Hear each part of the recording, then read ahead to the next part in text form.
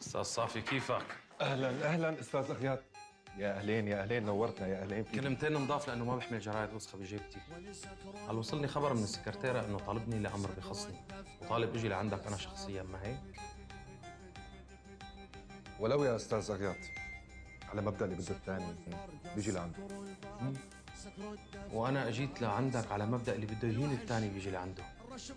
هيك من الاخر، القضيه اللي تواصلت مع سكرتيرتي مشان تبيع ذمتك فيها ديتا. سلامة معرفتك استاذ اغياث، هي القضية بالعادة بيطلع لي منها 15 مليون ليرة. دول 15 مليون بدل اتعاب الدعوة. طبعا لسه في حق زنتي يلي رضيت بيعك اياها.